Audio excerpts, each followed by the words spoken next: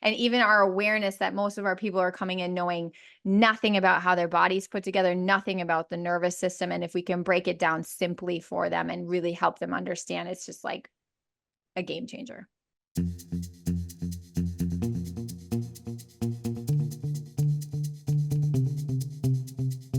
Hello, and welcome to Build Your Remarkable Practice podcast. This podcast is dedicated to chiropractors who are in the seasons of launching and building their practice.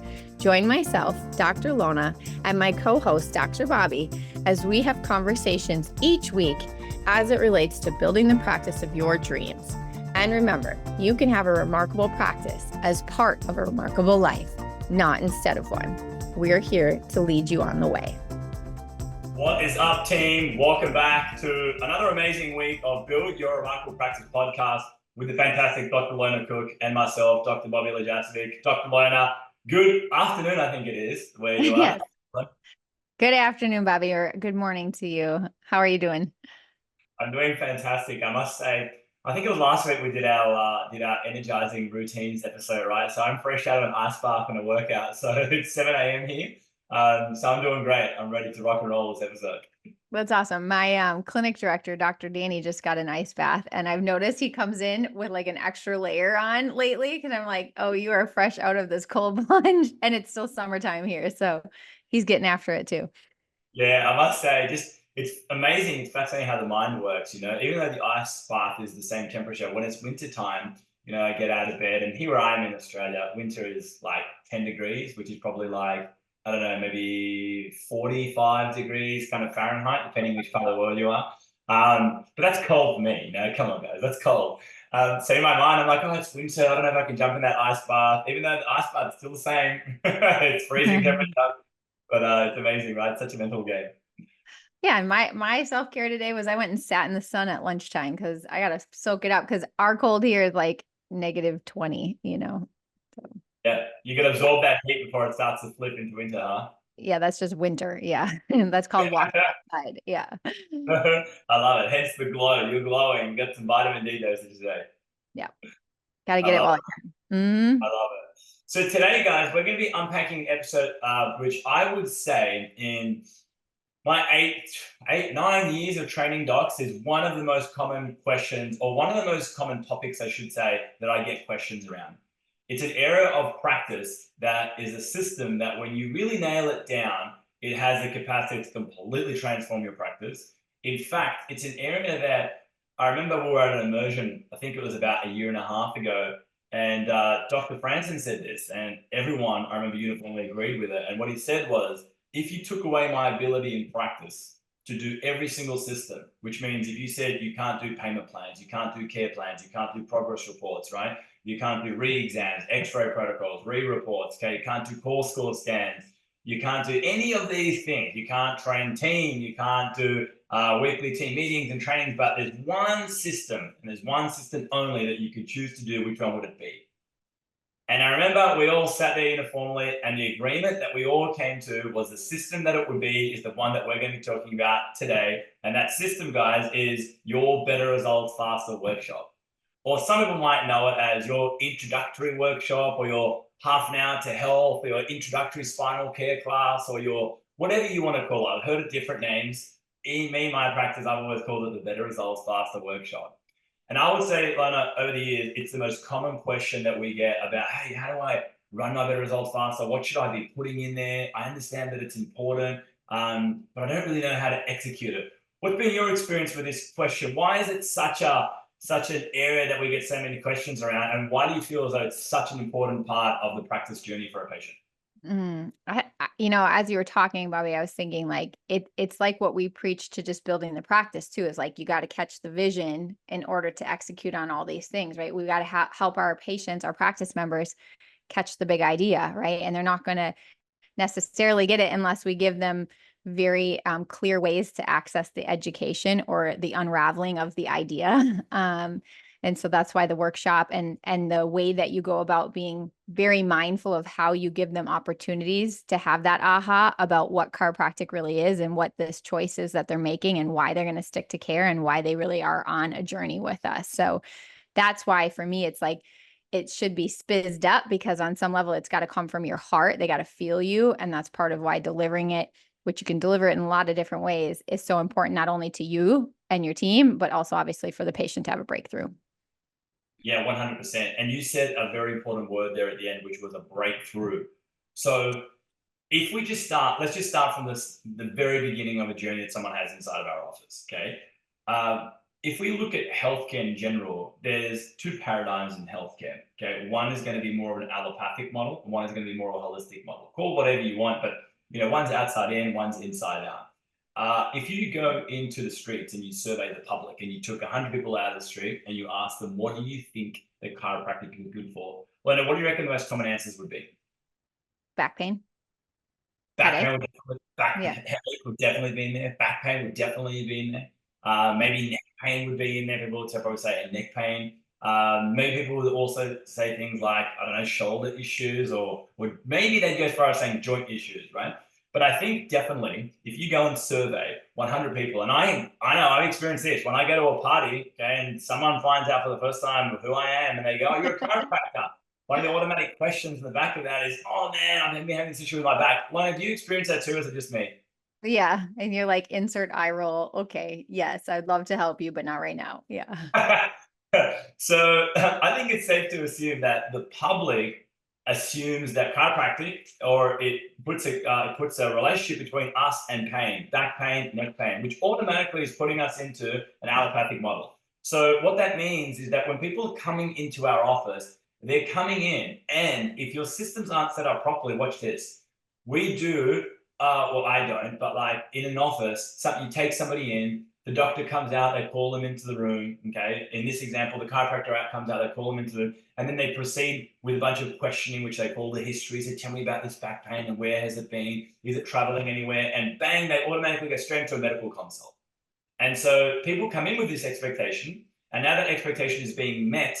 And next thing you know, we're 15 minutes into initial consultation. This person feels like they're just having another medical experience, right? You ask questions, I tell you my symptoms, you make a diagnosis, and then ultimately we work out, is there a treatment so we can treat my back pain, and then hopefully my back pain goes away. And either way, there's no more need for you, right? Mm-hmm. Mm-hmm. So that's what we're facing, guys. That's what, not every journey, depending how someone's come in, but that's the typical journey. And there's actually been surveys that have been done out there where they ask people, what is chiropractic good for? And Lona, you nailed it. That's the responses that come back. Right. So what's my point? My point is that somewhere along that journey, people need to have a breakthrough, or otherwise known as a penny drop moment. Lona, I've got a question for you. Do you remember when you had your penny drop moment with chiropractic? I've had several, right? Like I was a kid that grew up getting adjusted. So first of all, I had a penny drop moment when I was sitting in chiropractic school and realized the opposite. Like, whoa, wait a second. Not everybody knows that they should get adjusted. Like I came to chiropractic school thinking it was like dentistry on some level, that everybody knew it was healthy to get adjusted and that you'd need to take care of your spine. So when I realized like maybe I grew up weird, like I didn't realize that until I was well on my journey to becoming a chiropractor, which is sort of funny in hindsight.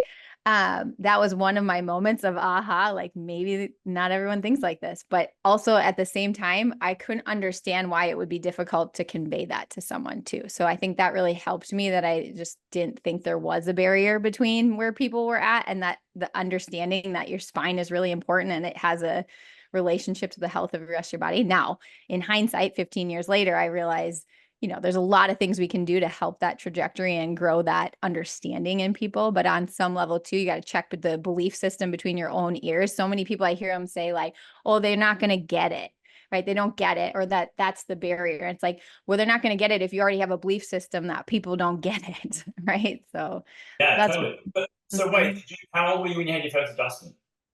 a baby. Oh, no way. So you didn't even Yeah. remember your first adjustment. No.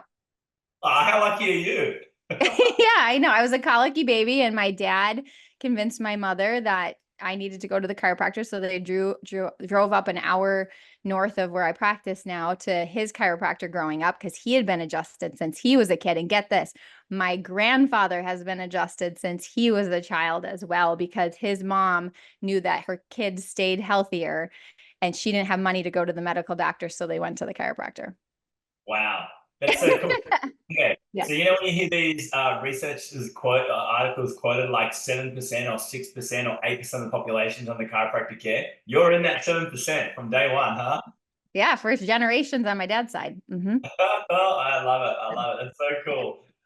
That's actually really good to have these alternating perspectives then on today's episode because I'm the opposite. I'm the opposite in that I received my first adjustment when I was at school. So chiropractic, I think I've shared this story, but I'll share it again. Chiropractic here in Australia was studied in university with all these other courses as well. So I actually was doing another course. I was doing Bachelor of Medical Science at first, and there was chiropractic on campus. So I received my first adjustment. I would have probably been 20, maybe 20 years old when I received my first adjustment.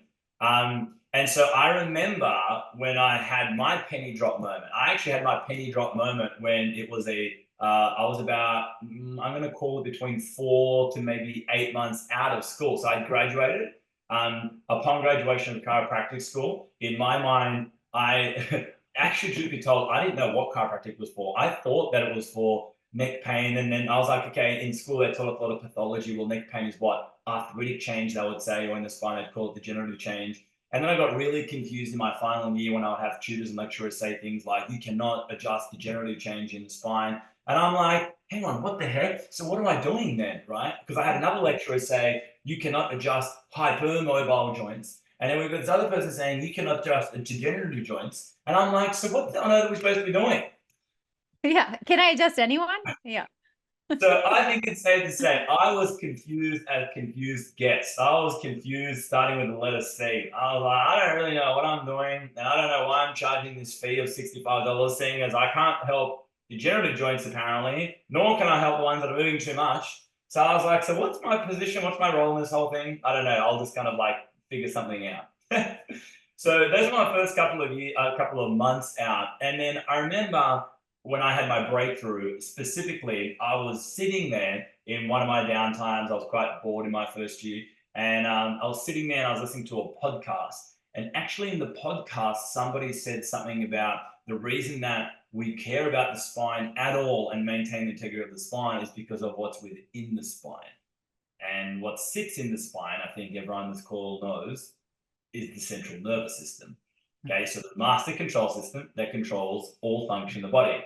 So if the nervous system, this person said, was in the pinky, we'd be looking at the pinky. But because the nervous system is in the spine, it's the spine, which is the area that we want to maintain the integrity so that we have optimal function of the nervous system. And I remember hearing that and going, oh my goodness, now it makes sense. The penny kind of dropped in that instant moment. Like everything started to link together. Now I was like, okay, now I get why chiropractic can help support someone who has, like you said, a colicky child, can help support someone who has a thyroid issue, can help support someone who has asthma, can help support someone who has ulcerative colitis. It's not a cure for it, but it's absolutely, the body is going to function better if the nervous system is functioning at its optimum. I remember that specific moment when I had the breakthrough. But here's what I learned from it. You ready? I learned, and I didn't realize this at the time, I only learned this years later, okay? And I learned this through John DeMartini, pardon me. The only reason I had a breakthrough is because step 1 and step 2 of a breakthrough is this. Step number 1 is you have to be available to have a breakthrough. Okay, so if you're listening to this today and you're trying to have a breakthrough, it can be anything. Maybe you're struggling with your marketing and trying to break through with understanding marketing. Okay, the first step is you've got to be available. So how many times, Lona, have you met someone that's like, oh, they want to have a break, but they're not available. They're closed-hearted or they're closed-minded, and everything you tell them, they'll be like, oh, well, what about this? Well, no, what about this? And there's almost this skepticism around everything you say. Do you know what I'm talking about? Yeah, definitely. And is that person going to have a breakthrough? Nope, they're not available. Spot on the mark. So first thing is you got to be available to have a breakthrough. And then step number 2, and this is what we're going to talk about today, is you need to create the space and time to have a breakthrough. Because life comes at us at 1,000,000 miles an hour, sometimes more. And if we stop and put conscious intention into things, we actually create the space and time to have a breakthrough. And I've learned in my time so far that there's very few problems that I can't solve by simply radiating with consciousness, putting time aside, clearing my calendar, and putting space and time and conscious intention, and suddenly solutions flow to me. Lona, what's been your experience with this? Well, that's gold. That's so good. Which re-listen to what he just said there. He told you you're going to have to like sit down and be mindful to like actually come up with solutions for yourself and then walk them out, right? The being available and then obviously using that to then correct your course. That's my experience too. And I think, we say in the Remarkable Practice, like slow down to speed up. And that's essentially what most of us are looking at when we want to change something in our life, whether it's our health, our finances, our practice, what have you. There's almost like that you need to pause, you need to have new awareness, right? You're offering people new awareness by teaching them some of these concepts so that they can make different decisions. Same thing happens when we do coaching with docs, right? Like, sometimes people are like, well, I just got to wait a little bit longer. It's like, why? To keep doing the same thing to get the same results, right? Like it's actually an awareness thing. We need to change what you're aware of so that you can get a different results, which happens through, coaching is an example. We're doing the same for our practice members. We're offering them ways to have new awareness and new experiences through the adjustment. Mm-hmm. Yep, spot on the mark, nailed it. So tell me this, I've got a question for you. Going back to that story about, when we're at the immersion and, Dr. Franson was the one that said, hey, if you told me any one system, it would be better results faster. Can you explain to us, why do you feel that is the case? Why is it that if you could just do BRF or if you can nail BRF, why is that such an important key component in practice? Because it's incredibly hard to build a big practice with people who don't understand chiropractic. It's just then they're either there because they just want something else from you. They don't necessarily understand the adjustment. Maybe they need your time to listen as their therapist. There's a million other reasons that someone could show up in your office, whether they stay or not is the question. But people who really understand are a light lift, and you can build a big practice of people who get it, right? As well as when people understand and you deliver the goods, it also can heal other wounds in your practice because, someone had said to me, volume heals all wounds, and that it was an interesting concept, I think. But the point was you serve more people. And many times, like if you had financial issues, those go away because when people start coming in, well, volume comes from teaching, right? Like volume comes from people understanding and as well as you being able to deliver on what you're promising, right? Yeah, so you just nailed something there. And I want to highlight that for everyone so you don't miss it. One thing that Dr. Lona said, guys, is that it creates a light lift after that. I like to call it easy, hard, hard, easy. And I carry this across everything in my life. So what's easy in the beginning is to not do a workshop, just to start them on the care. And I've heard this too many times. I don't need a workshop. I educate them through adjusting. Great. Okay. However, if we know that the anatomy to a breakthrough is that someone has to be available, you could say that are available, some of them when they're getting adjusted, but are they creating the space and the time, the conscious space and time? I would argue that point. The next step, by the way, to a breakthrough is find common ground that that individual already feels to be true. Okay, that's step 3 in creating a breakthrough. So find common ground around that individual, what they already believe to be true. All right, that's really, really important to do that. Now, before I go deeper with the steps of a breakthrough, I want to come back for a second. So Dr. Lona said it's a light lift. Have you heard of the analogy, pull the noodle versus push the noodle? I don't think so. Okay. So picture, you know what noodles are, right? Those 2-minute noodles, you put hot water, they get soft, okay? Yes. You try and push the noodle to move it. So there's a picture in your mind now, there's a straight noodle, guys. It's about, I don't know, 3 inches long, call it 6 centimeters. And you want it to move across the table. You can try and push the noodle. And if you try and push it, what's going to happen to it? Sticky and it contracts. Yeah. It's going to contract and it's going to make a mess. And you're going to have to push it forward and you have to force it through, right? That's called pushing the noodle. It's difficult. Pulling the noodle on the other hand means grab the head and pull. And what's going to happen to the noodle? Goes along with it. Yeah. It goes along with it. It straightens out, right? It's much easier. So certain systems, I used to think in the beginning, and this was a wrong thought as well. I used to think the reason we do care plans mapped in advance is to make sure people are keeping their adjustments. Okay. I used to think the reason that we do payment plans is because how do I put this? People are more committed when they do payment plans, but I used to think payment plan kind of like forces them in, doesn't allow them to get it, doesn't allow them to get out. What I realized now, it keeps them more accountable. Okay. But these are examples. If you just got these things set up, these are all examples of, oh, you're kind of pushing the noodle. Like, yeah, you can get it to move, but that's not the primary thing that gets someone to move easily. Better results faster workshop is pulling the noodle, which means it makes it easy. And the way that you make it easy, the simplest way to get someone to engage in care long term, make them love getting adjusted and wanting to actually get adjusted. Yeah. Because you can force someone to do something some of the time, okay? But the real art in this is when you get someone to love doing something, and then it's easy to get them to do it. But how hard is it for you to spend quality time with the family and with the kids and go to the beach in the summertime? How difficult is that for you? Is that like, oh, or is that like? No, it's not difficult. No, And why is that? because I love doing that and I love being around my boys. Yeah. There we go. Everyone we talk about it, smile lights up. You know, how difficult is it for you to be a chiropractor? Is it like forcing you in there, or are you like, I love getting in there? No, I love chiropractic. It's changed my life so that I have my boys, right? Like it's everything. Yeah. And so this is what I mean, guys. When somebody actually loves something and wants to do something, okay, you don't have to force them to do something. So Better Results Faster workshop is that shift that occurs in somebody where when done properly, it really builds this huge want, need, and desire. And it starts to build value, not just in short-term care, but it actually starts to build value in long-term care. Right? That's the big shift here.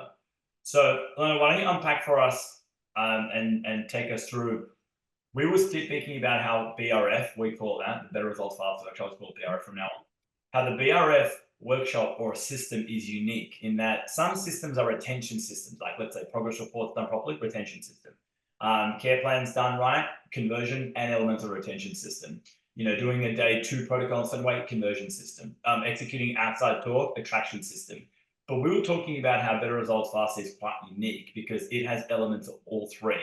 I'd love for you to talk to us a little bit about that. What does that mean? How does it have elements of all three, attraction, conversion, and retention built into it? Yep. No, because it is unique because you're going to be offering it at your office. And we're going to get into like whether you offer it weekly or how you do that. But let's say you're having it weekly, right? And you're inviting people to come who are new patients and through the conversion process. It's not only assisting with their conversion process to, understand what they're choosing and understand that why they're signing up for their care plan, but also ensuring that they're going to likely stay for their entire care plan and then stay for years past that first initial care plan, as well as inviting in people who can attend with them. And then they also are educated to make it a lighter lift for conversion and retention, as well as likely referring in other people, because the more people know, the more they understand, the more they also realize they have that breakthrough. Oh my gosh, I need to tell my neighbor, I need to tell my sister, I need to bring my other family member in. Because they need to know this. And this is why I think chiropractic is still the best kept secret.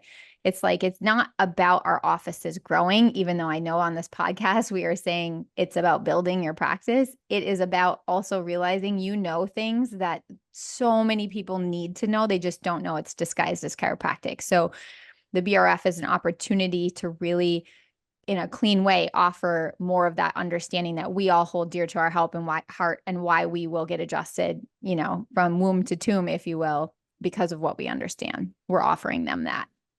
Yeah, I love that. Absolutely nailed it. It's a retention tool because it builds a want, need, desire, creates clarity, and builds value. It's the final step of conversion because it actually gets someone to start care understanding the bigger picture. So sure, we've got immediate needs, okay? But people start care based on how you make them feel. We know that. But they stay in care based on what they know. And this is part of that knowing teaching process, okay? But also, when done well, it's a fabulous attraction system because when you understand chiropractic, you want chiropractic, okay? And you don't only want it for yourself, you want it for those around you, you want it for your loved ones. I couldn't imagine that I'm getting adjusted, but those people closest in my life are not getting adjusted if I truly understand the essence of it. It makes no sense whatsoever.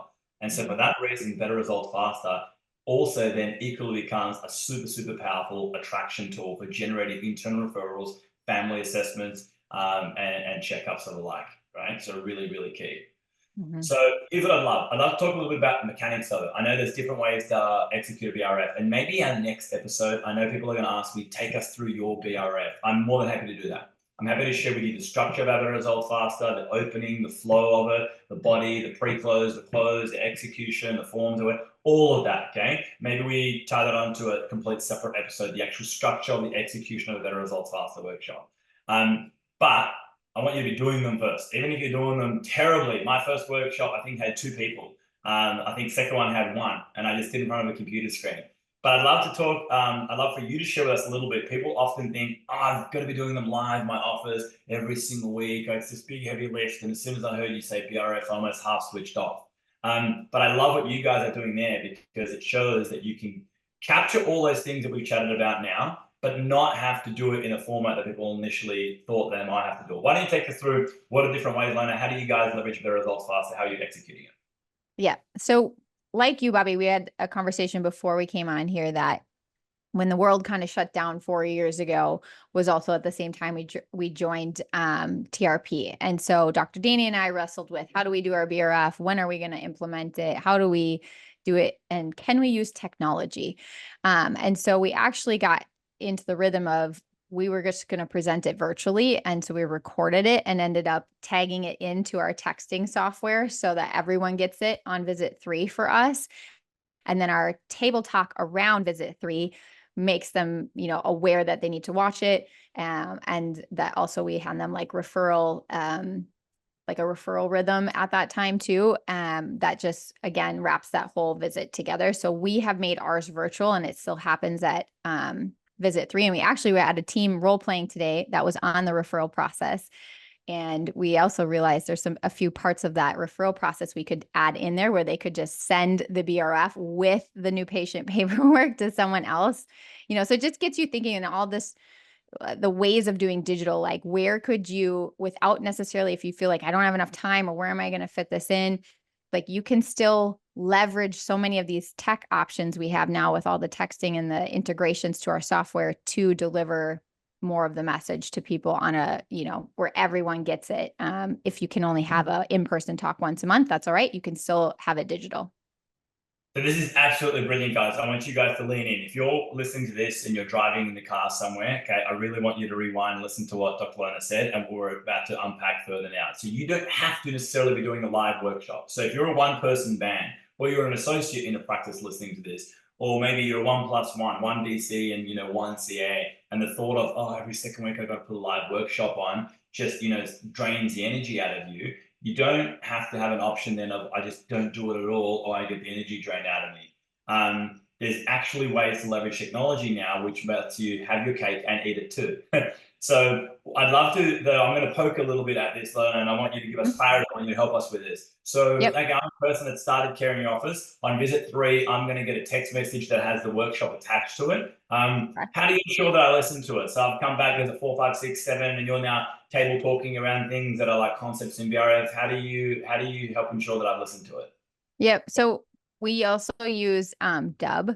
And so we can see like if this person has been starting to look at some of the other videos too. So we have multiple ways that we try and structure dropping nuggets to the person. The BRF is one of those things. So when we talk to them on visit 3, that table talk, we hand them a little flyer with some of the Dirty Dozen concepts on it that also like reiterates you're going to be 3 times a week for 12 weeks or whatever their frequency is.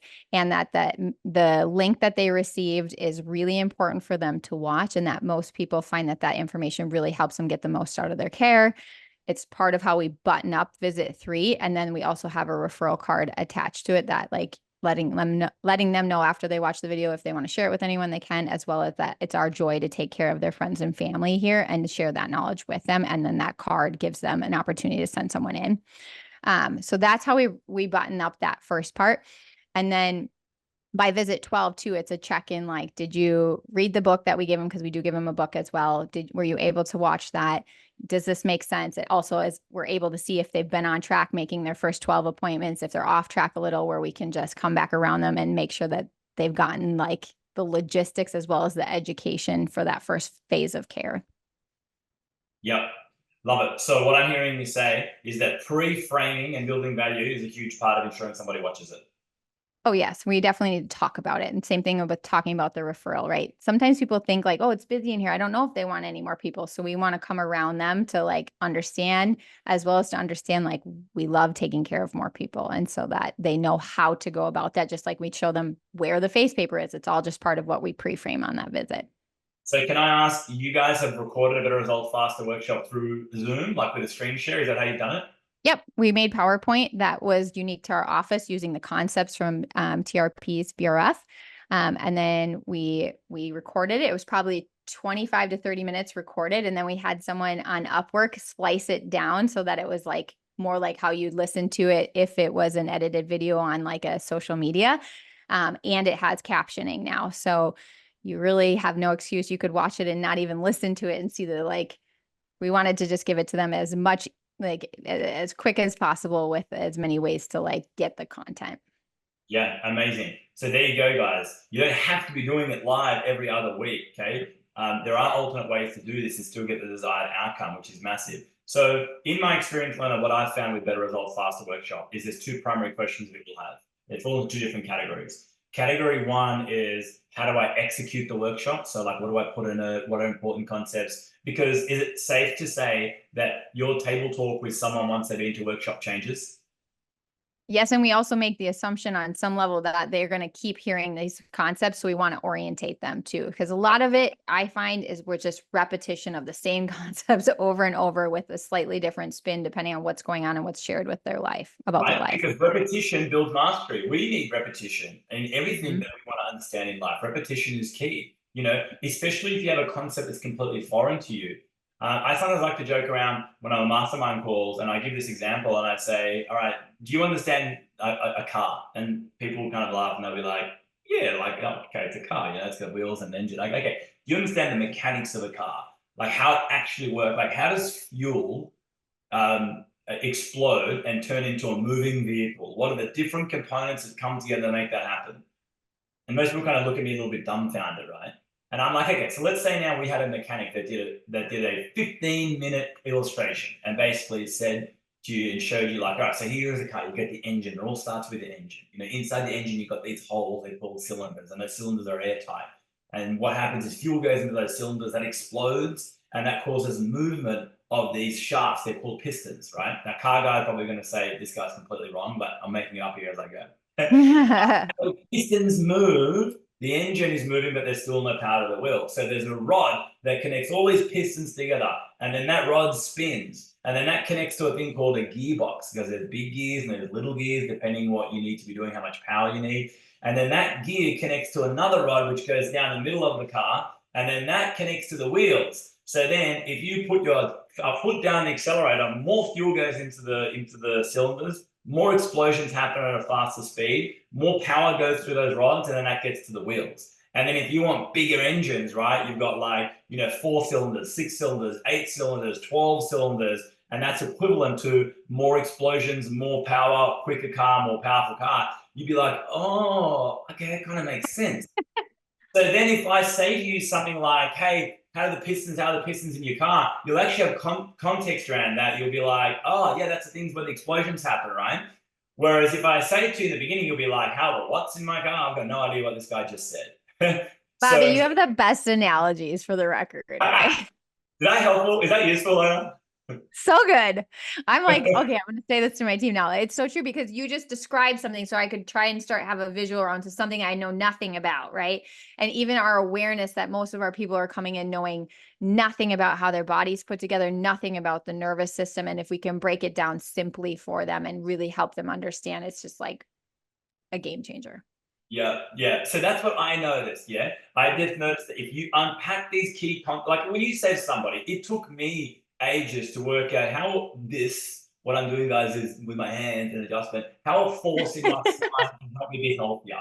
Right? I was like, I don't get it. It's my spine. You're like cracking it. I mean, I crack my fingers. I'm doing it right now. Does that make me healthier? I don't get it. It took me brain power, space, and time, and someone breaking it down and understanding basic anatomy for me to look at it and go, oh, like when I had my breakthrough, what we have to understand is I already had understanding of anatomy. I already had understanding of the central nervous system governing everything in the body. I already had understanding and appreciation for the importance, but the delicacy of the nervous system. I already had understanding about the spine being 24 segments that I put together. I can keep going on, but there are some people that don't even have that. They don't. You know what they think their spine is? My back. My back is just a bunch of bones, right? Then the bones communicate to the rest of my body. Isn't that how it works? So the reality is, and I actually remember that breakthrough. I remember when the breakthrough went, oh, there's a spinal cord in my back. Oh, there's like a nerve. I used to think it was a bunch of bones top of each other. I literally remember when I was in chiropractic school, first year, and they taught us that the brain connects to the spinal cord, it's like a tail, and I was like, well, that's how it works. I just assumed that I did it through the bones, right? So good. So when you have context, okay, then the content is going to be much more powerful. So your content in your table talk is going to take a new level of meaning if you've created breakthroughs and you're giving context through your Better Results Faster workshop. That's how it works. That's so good. And just stripping it down like you just did right there for us to show the the level of simplicity we have to educate people from, right? Not because they're stupid, but because we eat, sleep, and breathe it. So we forget that the context has to be put together for people. Yep, spot on mark. Exactly right. So Better Results Faster workshop, guys, is going to make your life easier for every adjustment thereafter. Yes. Period, full stop, let that sink in. If you want every adjustment thereafter to be easier, start doing a Better Results Faster workshop, or if you are doing one, start nailing it. And maybe we're going to talk in the next podcast how to nail your Better Results Faster workshop. Because I promise you, especially if you're aiming to build a practice of any volume, you don't want hundreds and hundreds, and dare I say thousands of people coming in a week that are heavy, that are hard, that don't understand it. You'll be exhausted. Okay. If you want hundreds, if I dare I say thousands of balloons, helium balloons that are effortless, okay, coming in every single week, it starts with your Better Result Faster workshop, right?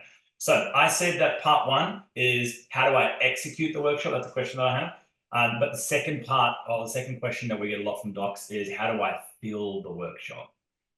So I think this is a topic, Lona, that we need to unpack over a couple of podcasts. So we need to sit down and specifically do a podcast on just the filling of a workshop. So how do you get people watching your workshop if you're doing it virtually? How do you ensure you have a great follow-through rate with it? Or if you're doing it live, how do you pack it out every single week? So how do you get it so the audience is packed? How do we make sure that people are actually getting there so they have the opportunity and they create the space and time?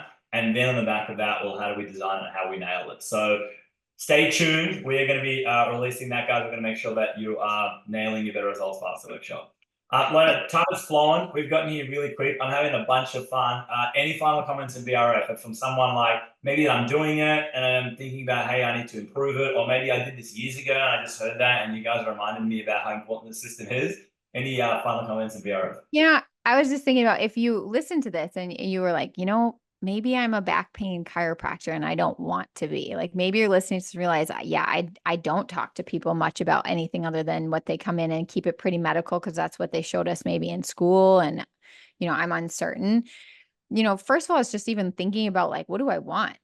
Do I want that type of practice? Do I want to change this? And then starting to think about where could I intentionally, maybe it's not the workshop even yet, like how can I intentionally start to craft a practice that actually goes the next layer deeper with people to help them better understand their bodies. Because I think a lot of people who are in a pain-based practice maybe want something else. They just don't know how to get there necessarily.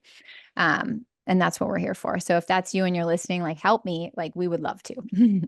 Yeah. And you know what? Maybe you're in a pain-based practice and you want to stay pain-based. That's cool. Ask yourself the question, are there concepts that you could teach your practice members that's going to help them get better results and outcomes? Yes. Okay. If so, build it in a Better Results Faster workshop. I would actually say you're out of integrity if you're not teaching people that because you're expecting them to pick things up tableside and you didn't pick it up tableside. Cool. Awesome. Well, I had a bunch of fun. Loved this episode. We're going to go deeper in BRF workshops, guys, because it's a massive topic. And like I said, or like Dr. Franson said, it's the one system that if you took them all away from you and you said you can choose one, this would be the one. And now you guys know why. So here's a call out to you all to take your BRF to the next level or to start filming your first ones. Do it virtually if you want to do it virtually and start giving your practice members the experience to the next level.